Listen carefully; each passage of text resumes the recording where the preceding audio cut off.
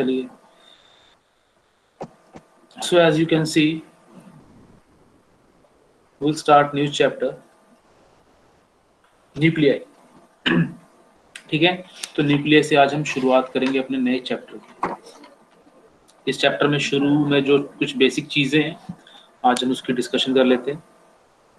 अभी तक जो हमने देखा we were discussing and we have discussed about atom। Atom क्या होता है, एटम में काफी चीजें हमने बाद में देखी, मॉडल के बारे में समझा, स्पेक्ट्रम समझे हमने, और लास्ट टॉपिक आई गेस हमारा स्पेक्ट्रम के बारे में ही था, स्पेक्ट्रम। ठीक है, आज शुरुआत करनी है इस यूनिट का दूसरा पार्ट जिसको हम कहते हैं न्यूक्लियाई। टोटल चैप्टर जो यूनिट है it is atom and nuclei. आज हम न्यूक्लियाई के बारे में बात करेंगे। सॉरी।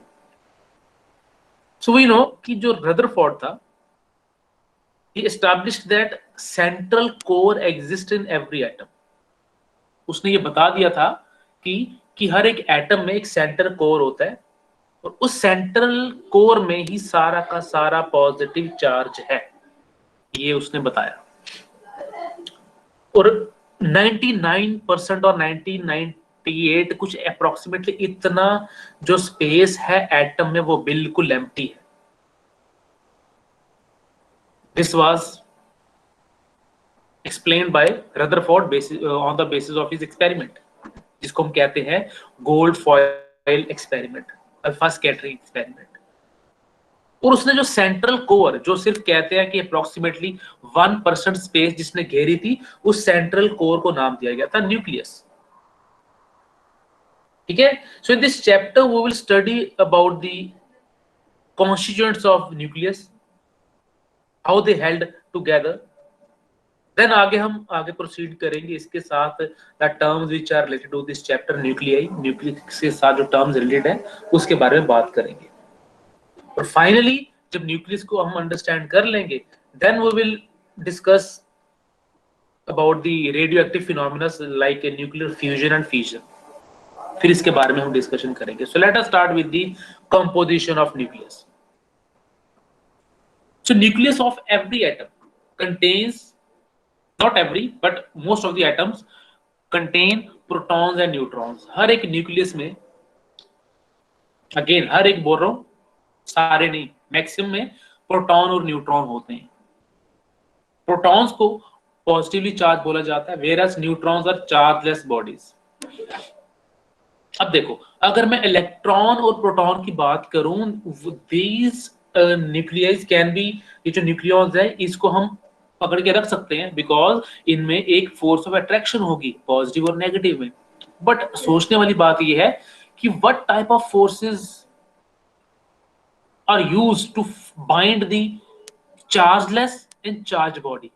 प्रोटॉन और न्यूट्रॉन को भी किसी फोर्स ने बाइंड करके रखा हुआ है न्यूक्लियस के अंदर, तो वो काफी स्ट्रॉन्ग फोर्स होगी कोई।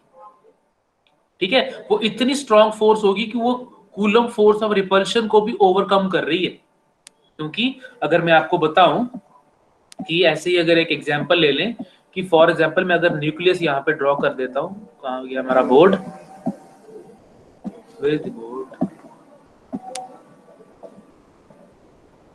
हाँ,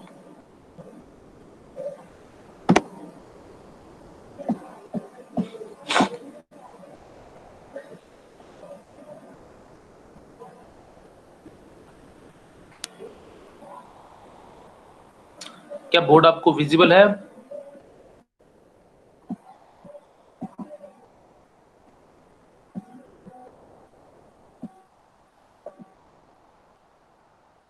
Is the board visible? No, sir. No, sir. No, sir.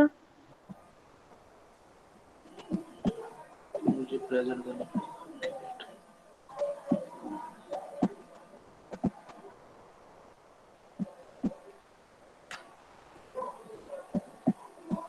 Now I guess it is visible.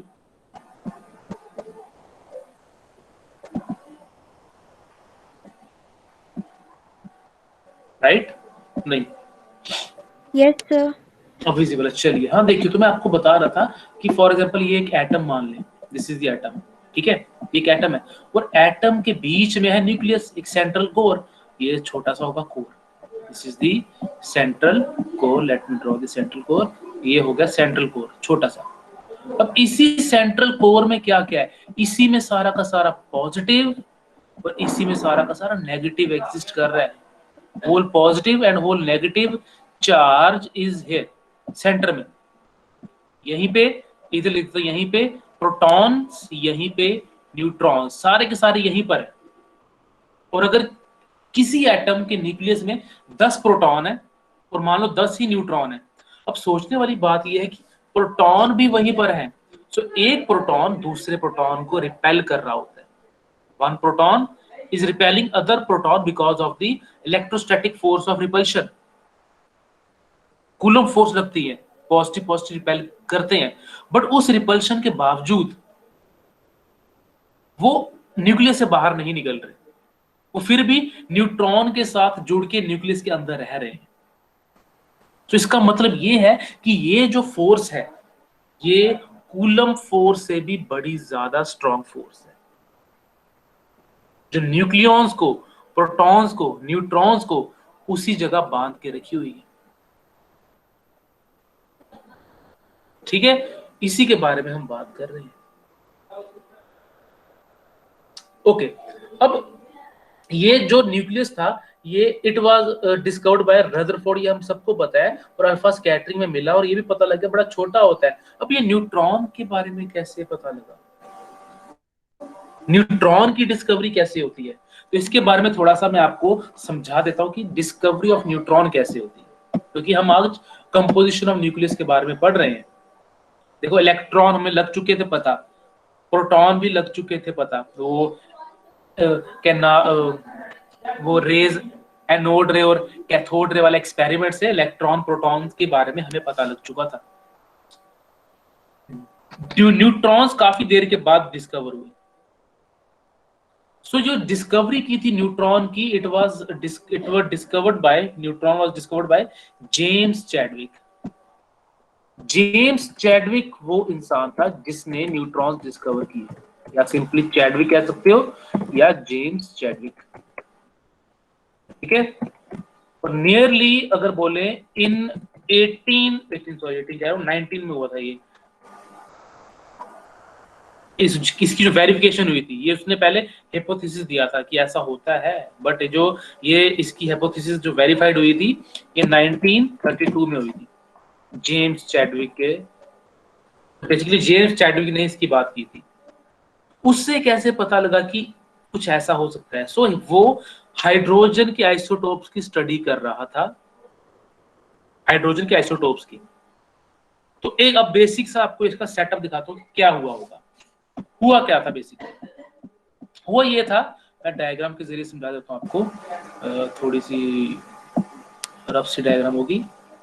उसके पास थे कोई सोर्स ऑफ अल्फा पार्टिकल, ये सोर्स है अल्फा पार्टिकल्स का, थोड़ा सा थिक कर दी जाती है,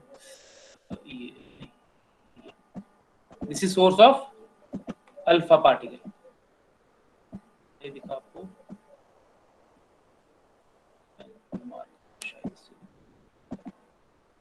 ये रहा सोर्स ऑफ अल्फा पार्टिकल।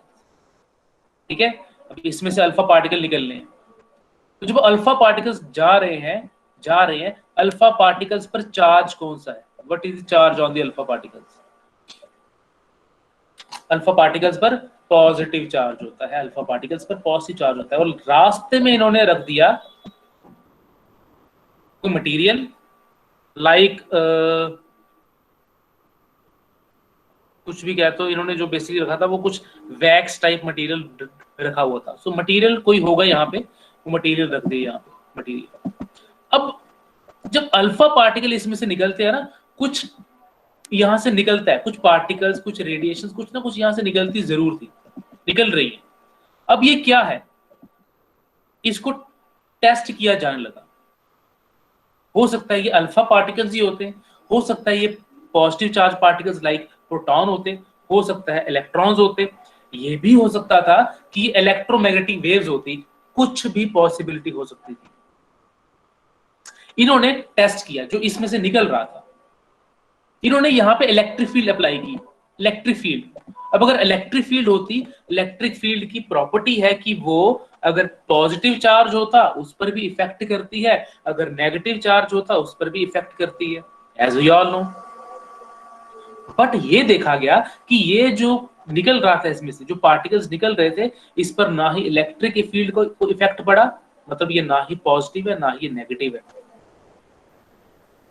तो मे बी अब ये मानने जाने लगा कि हो सकता है ये इलेक्ट्रोमैग्नेटिक वेव्स हो, बट ये पता लगा कि ये इलेक्ट्रोमैग्नेटिक वेव्स भी नहीं है। वो कैसे? इसके सामने एक सब्सटेंस रखा गया, एक और आगे ये रख दिया गया इसके सामने कोई सब्सटेंस। अब इस सब्सटेंस में से क्या देखा गया, जब वो पार्टिकल जो इसमें से निकल रहे थे, जब इस सब्सटेंस में से बाहर निकलवाए गए, इसमें से जब वो निकलते हैं, ये देखा जाता है कि यहां से अगेन कुछ पार्टिकल्स निकलते हैं, ये निकले पार्टिकल्स। बट इन पार्टिकल्स की खासियत क्या थी? ये थे प्रोटॉन, क्योंकि इन पर था पॉजिटिव चार्ज। इन पर क्या था? Positive charge. ये थे प्रोटॉन्स। तो कैसे पता लगा होगा प्रोटॉन्स है? क्योंकि इन्होंने इलेक्ट्रिक फील्ड अप्लाई की, तो हमें पता है कि positive charge particle electric field की डायरेक्शन में जाता है, तो ये भी मूव होने शुरू हो गए। बट ये कैसे पता लगा कि ये वाली जो रेडिएशन थी या जो भी था, मैं नहीं कहता रेडिएशन है, जो भी था, ये इलेक्ट्रोमैग्नेटिक वेव नहीं है। ये इसलिए कहा गया कि ये वेव नहीं है क्योंकि वेव कभी भी किसी पार्टिकल को नॉक आउट नहीं कर सकती। वो पार्टिकल का नेचर होता है, जैसे फोटो इलेक्ट्रिक इफेक्ट। फोटोन एक पार्टिकल था, उस पार्टिकल ने एक इलेक्ट्रॉन पार्टिकल को इजेक्ट किया, तो एक पार्टिकल ही एक पार्टिकल को इजेक्ट कर सकता था। तो यहां से पार्टिकल निकला, प्रोटॉन। अगर ये पार्टिकल निकल रहा है, इसका मतलब ये वाले जो थे, ये पार्टिकल नहीं, सॉरी ये वेव नहीं है, ये पार्टिकल है, ये ईएमएफ नहीं है। और फिर सोचा गया कि कौन सा पार्टिकल है जो इतने हैवी पार्टिकल को, देखो इलेक्ट्रॉन की डिस्कवरी हो चुकी है, प्रोटॉन की हो चुकी है, और जो प्रोटॉन होता है उसका ही ज्यादा मास होता है एज कम्पेयर टू इलेक्ट्रॉन्स। तो ये यहाँ पे कंक्लूड किया गया कि ये कोई ऐसे पार्टिकल निकले हैं जिन पे कोई चार्ज नहीं है, इनका नो चार्ज, क्योंकि those were not affected by the any electric और मैग्नेटिक फील्ड। ये ना ही रेडिएशंस है क्योंकि इन्होंने कोई पार्टिकल को नॉकआउट किया। ईएम वेव भी नहीं है, चार्ज नहीं है, ईएम वेव भी नहीं है, नो।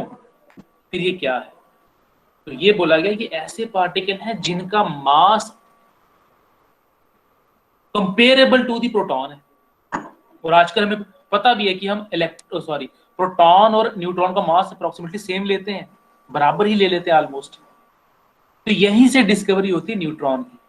तो न्यूट्रॉन एक ऐसा पार्टिकल कहलाया गया जिसपे कोई चार्ज तो नहीं है, बट उसका मास अप्रोक्सीमेटली प्रोटॉन के जितना ही है, रफली इक्वल टू प्रोटॉन। क्योंकि इतने हैवी पार्टिकल को निकालना बाहर, वो एक हैवी पार्टिकल ही कर सकता है, एक हैवी मास वाला ही कर सकता है।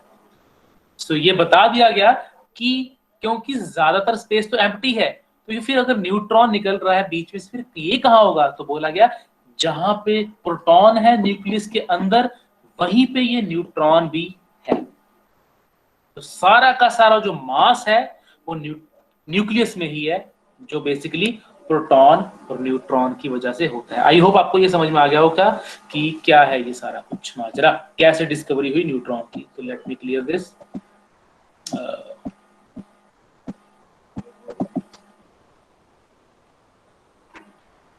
चलो कोई नहीं, नई शीट ले लेंगे। क्लियर फ्रेम, हाँ जी ये हो गया। वापस चलते हैं अब कुछ हमारी डेफिनेशंस पर। इसको बंद कैसे करना है?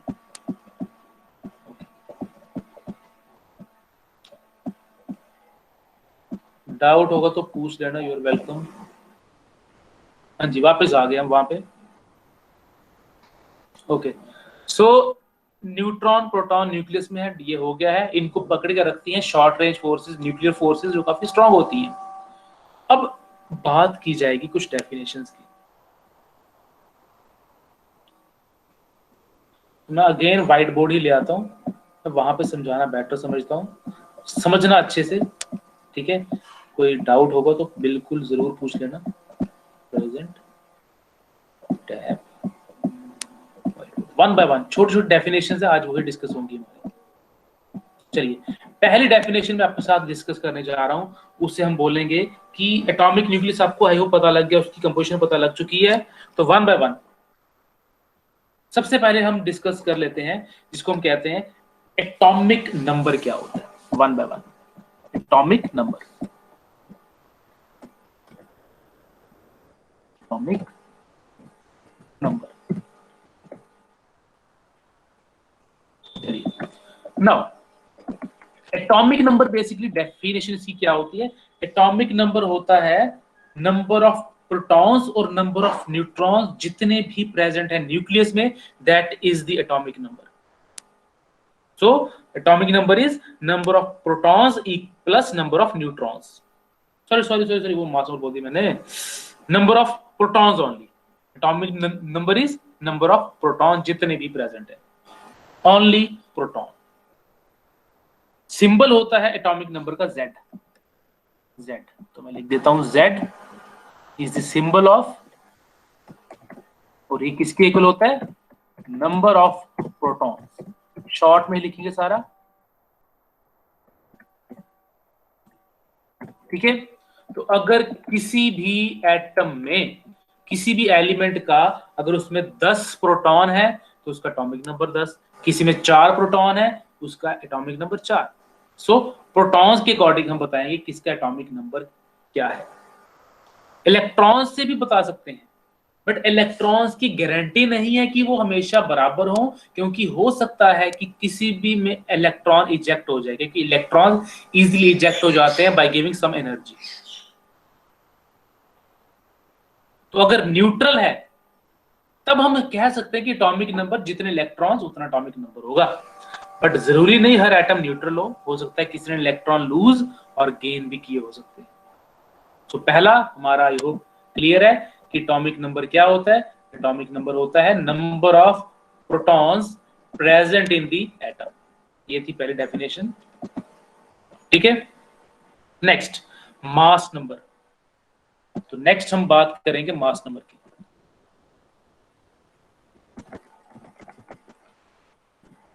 कि पहले भी छोटी क्लासेस में आप इसको पढ़ चुके हो, ठीक है।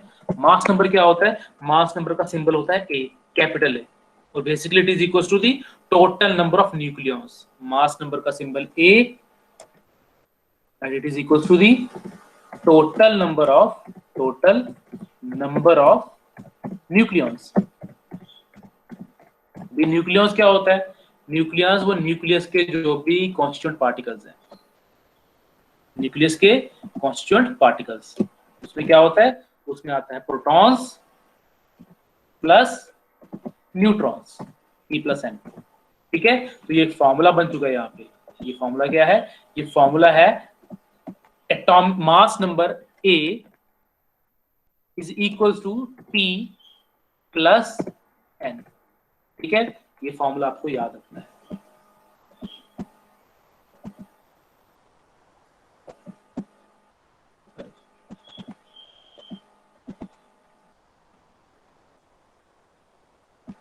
चलो ये भी हो गया डेफिनेशन क्लियर। डेफिनेशन ही रहेगी यार सारी। उसके बाद नेक्स्ट डेफिनेशन जो हमारी आती है, इट इज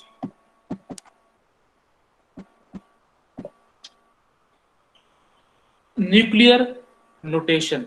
बेसिकली एक न्यूक्लियस को रिप्रेजेंट कैसे किया जाएगा। ये बोर्ड अच्छा नहीं लग रहा मुझे, चलो लिखना तो है ही। न्यूक्लियर नोटेशन, नोटेशन का मतलब कि हाउ न्यूक्लियस इज रिप्रेजेंटेड। किसी भी न्यूक्लियस को अगर आपने रिप्रेजेंट करना है तो कैसे रिप्रेजेंट करना है, वो होता है nuclear notation, representation of nucleus. तो लेटर से कोई न्यूक्लियस है किसी भी चीज का, अब मुझसे मैं लिख के ही बता देता हूं आपको कैसे रिप्रेजेंट किया जाएगा। Pen, okay.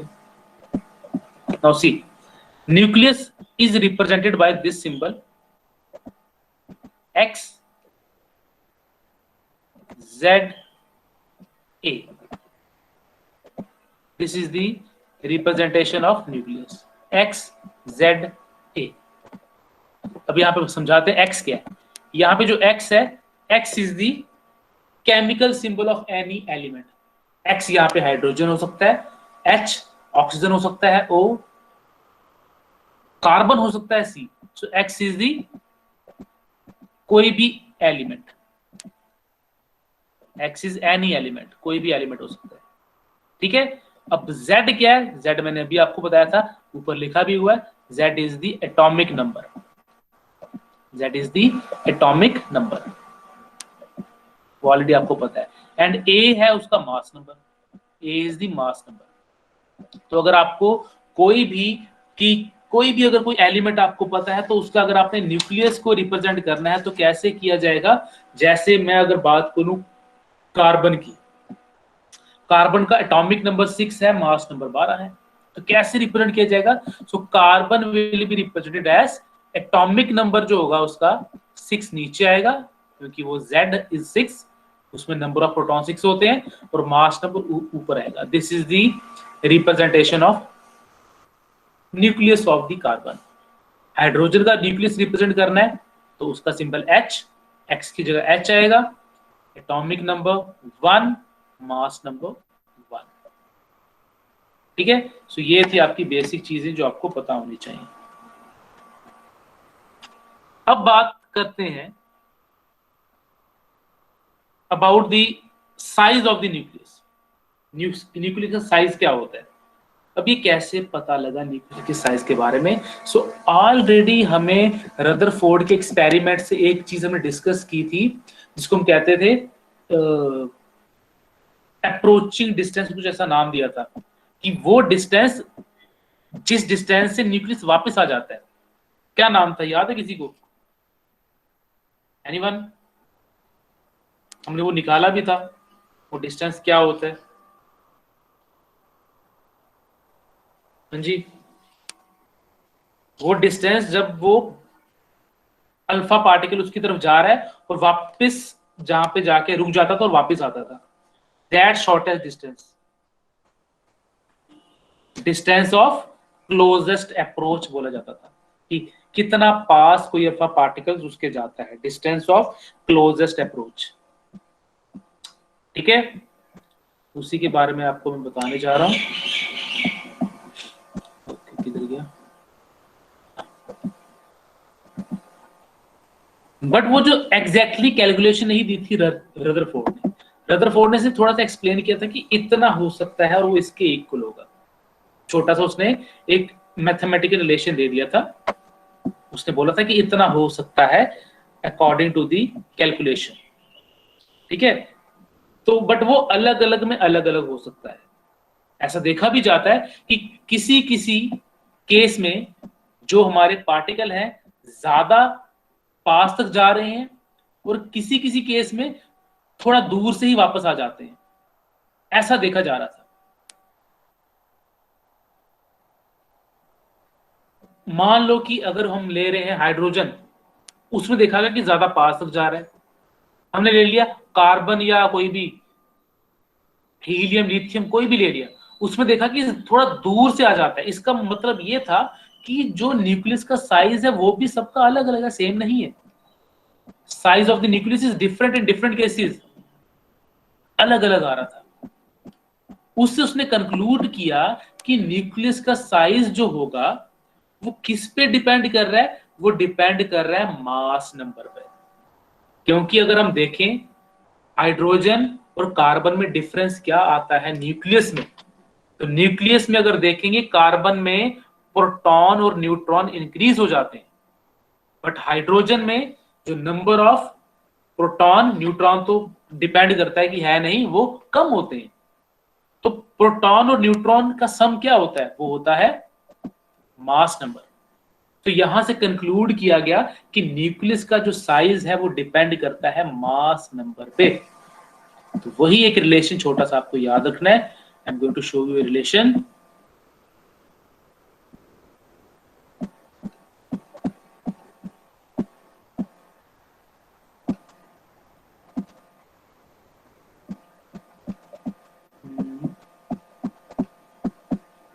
Okay, so this is the relation.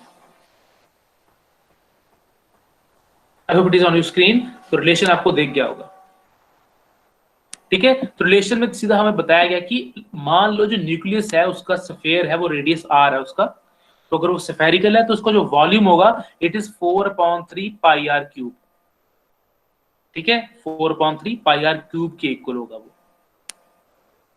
तो वो जो वॉल्यूम है उसका, न्यूक्लियस का साइज बेसिकली वॉल्यूम क्यों होगा, वो डायरेक्टली प्रोपोर्शनल है मास नंबर के। जितना मास नंबर ज्यादा होता है उतना ही वॉल्यूम भी ज्यादा होगा, उसी पे डिपेंड कर रहे हैं। तो साइन ऑफ प्रोपोर्शनलिटी को हटा के हमारे पास एक कांस्टेंट आता है R naught. As you can see R naught हमारे पास प्रोपोर्शनलिटी कांस्टेंट आता है। तो देखिए अगर मैं फॉर्मूला दिखाऊं आपको, 4/3 pi r cube directly proportional to a. यहाँ पे 4 कांस्टेंट है, 3 कांस्टेंट है, पाई कांस्टेंट है। इट मींस आर सिर्फ डिपेंड कर रहा है, आर का क्यूब है ना, तो क्यूब दूसरी तरफ जाके 1/3 हो जाता है। तो here you can see R is directly proportional to the a raised power 1/3. After removing the sign of proportionality, we get a constant term r naught. ठीक है, ये r naught हमारे पास एक कांस्टेंट आता है जिसकी वैल्यू दी गई है 1.2 into 10 raised to power -15 metre. ये एक कांस्टेंट है, ठीक है। ये एक तरह की हम कह सकते हैं रेंज ऑफ न्यूक्लियर साइज है, कि इससे न्यूक्लियर साइज की रेंज का पता लग जाता है। -15 आ रहा है ना, it signifies the range of nuclear size. इसको न्यूक्लियर यूनिट रेडियस भी बोला जाता है। तो ऐसे हम कैलकुलेट कर सकते हैं किसी भी एटम के न्यूक्लियस के साइज को। तो बेसिकली हमें सिर्फ क्या पता होना चाहिए, एटॉमिक नंबर। अगर हमने एटॉमिक नंबर मतलब कि मास नंबर अपने यहाँ पे पुट किया, मास नंबर, तो we can easily calculate the size of nucleus of any atom. अब न्यूक्लियर डेंसिटी क्या होती है, डेंसिटी वो you know mass upon volume, ठीक है, मास अपॉन वॉल्यूम होता है। सो ये जो कैलकुलेशन करके कुछ वैल्यू दी गई है उससे हम डेंसिटी भी निकाल सकते हैं कि कौन सा न्यूक्लियस कितना डेंस होगा। जितना उस न्यूक्लियस में जितने इलेक्ट्रॉन प्रोटॉन ज्यादा होंगे, उनकी मात्रा ज्यादा होगी, उतना ही ज्यादा वो न्यूक्लियस डेंस कहलाया जाएगा। और यहाँ पे वैल्यू में थोड़ी सी हेर फेर है, ठीक ही है एक्चुअली। तो न्यूक्लियस की जो डेंसिटी होती है 3.4 और 3 10 raised to power 17, 1 g नहीं है, it is equal to kilogram per metre cube. इतना डेंसिटी होती है एक न्यूक्लियस की, ठीक है। सो ये थी कुछ हमारी बेसिक चीजें, इसमें कुछ ज्यादा आज हमने नहीं पढ़ा। इंट्रोडक्शन, न्यूक्लियस में क्या है, कौन कौन से पार्टिकल हैं, उन पार्टिकल की डिस्कवरी कैसे हुई, न्यूक्लियस का साइज क्या होता है, किस पे डिपेंड करता है, और न्यूक्लियर डेंसिटी क्या होती है। इतना ही आज हम पढ़ेंगे, ठीक है। नेक्स्ट क्लास में असली टॉपिक शुरू होने जा रहे हैं इंट्रोडक्शन के बाद वाले, जो काफी ज्यादा इंपॉर्टेंट है इन टर्म्स ऑफ बोर्ड के एग्जाम। वो काफी इंपॉर्टेंट चीजें हैं और वो समझने वाली चीजें हैं। Mass defect, binding energy, nuclear binding energy, binding energy curve, ये बड़े इंपॉर्टेंट टॉपिक्स हैं, इनके बारे में डिस्कशन होगी। This is all about the introduction of the nucleus. इसमें कोई डाउट है तो आप बेटा पूछ सकते हो, ठीक है। Waiting for your doubts.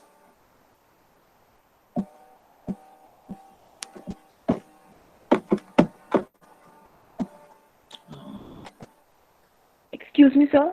हाँ जी sir sorry if this is a stupid question, but sir मुझे पूछना था कि हमारे प्रैक्टिकल फाइल में जो एक्टिविटीज दी हुई हैं उनके लिए भी एक अलग से फाइल लगानी है। I appreciate you accept this as stupidity. हाँ बेटा, एक्टिविटी फाइल 3 चीजें हैं, 11 से बता रहा हूँ, 3 चीजें होती हैं, practical file, activity file, project file. Okay sir. Sir मे भी शायद मुझसे वो एक्टिविटीज की लिस्ट गुम हो गई, अगर आप वो फिर से सेंड कर दो तो वुड बी हेल्पफुल। चलिए, सेंड मैंने ऑलरेडी काफी की हुई है, तो कोई बात नहीं, मैं भेज दूंगा। एक्टिविटी फाइल की 4 एक्टिविटी आपने सेक्शन ए से लिख लेनी है, 4 ही सेक्शन बी से, ठीक है। Okay sir.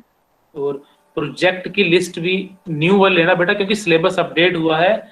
आपको मैंने न्यू अपडेट वाला सिलेबस भी भेजा हुआ था। आई डोंट नो आपने सेव किया कि नहीं किया, ठीक है। तो मैंने देखा था। हाँ, न्यू वाला एक मैंने पहले स्टार्टिंग में शेयर किया था, एक हॉलीडे होमवर्क के दौरान, एक सिलेबस, वो प्रोजेक्ट, बट वो अपडेट हो चुका है न्यू वाला। वो जुलाई में न्यू सिलेबस आया था, अगर नहीं पता वहां में से आपने प्रोजेक्ट चूज करने, अपडेट हो चुका है सिलेबस, देखना उसका। तो मैं फिर से कोई बात नहीं सेंड कर देता हूँ, project list as well as activity. And Harsheen is saying sir can tell us what we just to write on activity. Projects file अलग है, 10 प्रोजेक्ट दिए गए हैं, आपने 10 में से कोई भी एक प्रोजेक्ट चूज करना। मैं आपको थोड़ा सा बता दूं, इट इज इंपॉर्टेंट, पहले भी वैसे बात हुई है बट फिर भी एक बार बता दूं बेटा, प्रोजेक्ट अभी के लिए आप ना मॉडल पर ज्यादा ध्यान ना दो। इन प्रोजेक्ट वर्क आपको मॉडल भी तैयार एक करना है, और ऐसा चूज करना which you think you can explain easily, क्योंकि बच्चे काफी इंप्रेस करने के लिए कई बार मुश्किल ले लेते हैं। सॉरी, प्लीज रिपीट करो। So we have to do only one project. Only one project, only one. Okay. हर बच्चा अपना एक लेगा प्रोजेक्ट। एक्टिविटीज 4 है, वो आपने लिख लेनी है बस 4 from section A, 4 from section B, 4 from, total 8 activities लिख लो, काफी है। प्रोजेक्ट में आपको फिर से लिस्ट सेंड करता हूं। अभी के लिए मॉडल पर ज्यादा ध्यान नहीं देना, मॉडल के लिए टाइम है, that you can start from January. अभी सिर्फ एक कंटेंट निकाल लो नेट से जो आपने लिखना है, ये उसमें प्रोजेक्ट के रिलेटेड हमारा कंटेंट है, ऐसा होगा उसमें प्रोजेक्ट में, जो भी वो लिखने वाला काम खत्म करो ताकि हम उसे चेक कर लें, साइन कर लें, स्टैंप लगा लें, ताकि बार बार स्कूल में आपको उसके लिए आना पड़े चेकिंग के लिए। तो अभी सिर्फ लिखने वाला काम अपना पूरा करो, और जल्दी दो बेटा। अभी भी अब बच्चे पूछ रहे हैं आपने नहीं लिखा हुआ वो, तो जल्दी से उसको कंप्लीट कीजिए, और हो सके जितना जल्दी इसी वीक उसको दे दो स्कूल में, ठीक है। तो मैं वो भेज देता हूँ list. Okay then, any doubt तो पूछ लो अभी भी, otherwise classes over, you may leave.